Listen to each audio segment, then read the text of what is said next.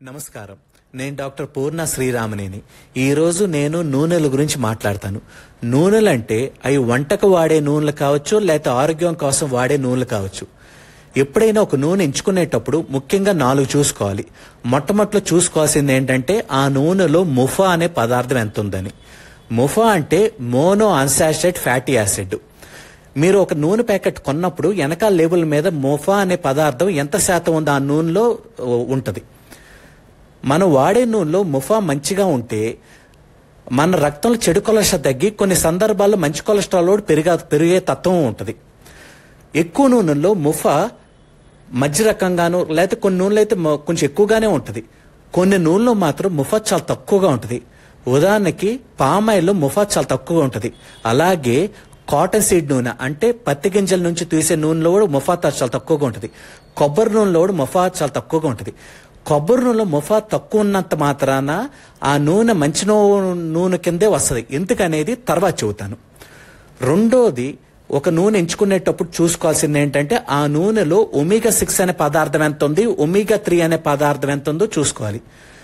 Omega 6 మన శరీరంలో వాపు తత్వాన్ని పెంచుతుంది. దాన్ని ఆంగ్ల భాషలో ఇన్ఫ్లమేషన్ అంటాం. ఒమేగా 3 అనే పదార్థం మన శరీరంలో వాపు తత్వాన్ని తగ్గిస్తుంది. ఏ నూనెకైనా ఒమేగా 6 ఒమేగా 3 కంటే 4 రెట్ల కన్నా ఎక్కువ ఉండకూడదు. అంతకు మించి ఎక్కువ ఉంటే ఆ నూనెలో, అలాంటి నూనెలు మనం వాడితే కొన్నాళ్ళ తర్వాత మనకు షుగర్ రావటం, లేకపోతే థైరాయిడ్ సమస్య రావటం, గుండె సమస్య రావటం, లేకపోతే నరాల సమస్య రావటం జరుగుతూ ఉంటుంది. ఒమేగా 3 కొన్ని నూనెలు మంచిగా ఉంటుంది. ఏ నూనెలో అంటే అవిసె గింజల నూనెలో, ఫ్లాక్సీడ్ ఆయిల్ అంటారు. ఆవాల నూనెలో అంటే మస్టర్డ్ ఆయిల్. మూడోది కెనాల నూనె, రేప్ సీడ్ అనే గింజ నుంచి తీస్తారు. నాలుగోది ఏంటంటే నెయ్యిలో. అయితే ఈ 4 నూనెల్లో అవిసె గింజల నూనెలో చాలా ఎక్కువగా ఉంటుంది ఒమేగా 3. కానీ అవిసె గింజల నూనెలు వంటలకు వాడకూడదు. అవిసె గింజలు డైరెక్ట్గా నూనె అన్న తాగాలి, లేకపోతే అవిసె గింజలు క్యాప్సూల్స్ అని అమ్ముతారు, ఆ క్యాప్సూల్స్ అన్న తీసుకోవాలి. నెయ్యిలో కూడా ఒమేగా 3 మంచిగానే ఉంటుంది. కానీ ఒమేగా 3తో పాటు పాల్మిటిక్ యాసిడ్ అనే ఒక సాచురేట్ ఫ్యాట్ కూడా కొంచెం ఎక్కువగా ఉంటుంది.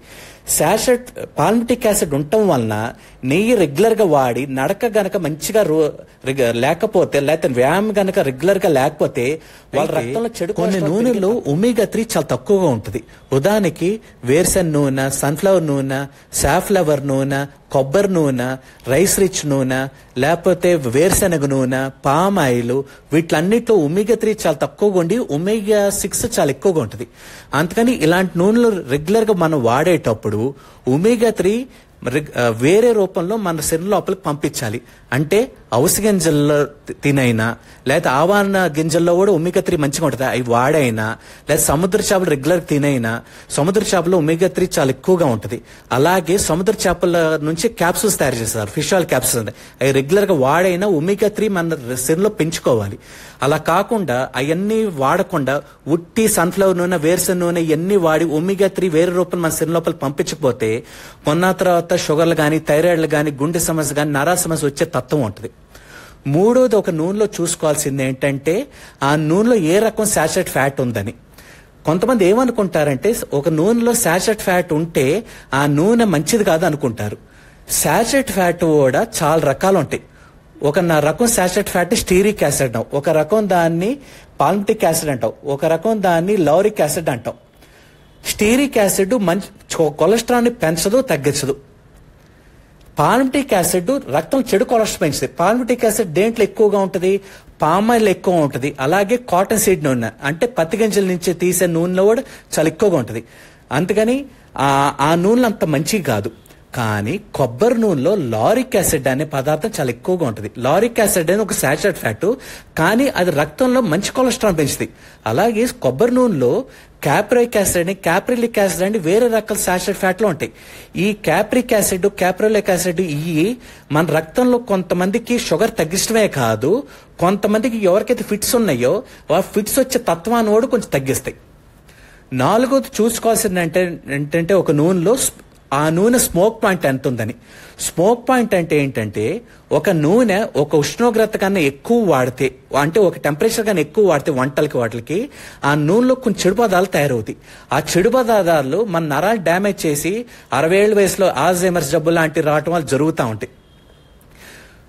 కొన్ని రకాల నూనెలకి, ఉదాహరణకి అవిసె గింజల నూనె, అలాంటి నూనెలకి స్మోక్ పాయింట్ 300 కన్నా తక్కువ ఉంటాయి. అలాంటి నూనెలు వంటలకు వాడితే మన శరీరానికి చెడు జరుగుతుంది. కొన్ని నూనెలు స్మోక్ పాయింట్ చాలా ఎక్కువగా ఉంటుంది. అంటే ఉదాహరణకి ఆవాల నూనె, లేకపోతే సాఫ్లవర్ నూనె, లేకపోతే ఈ నెయ్యి, వీటిలన్నిటితో స్మోక్ పాయింట్ చాలా ఎక్కువగా ఉంటుంది. అందుకని హై టెంపరేచర్ వంటలకి లేకపోతే వేపుళ్ళకి వాడచ్చు కానీ ఏ నూనెకైతే స్మోక్ పాయింట్ చాలా తక్కువగా ఉంటుందో అవి వంటలకు పెద్ద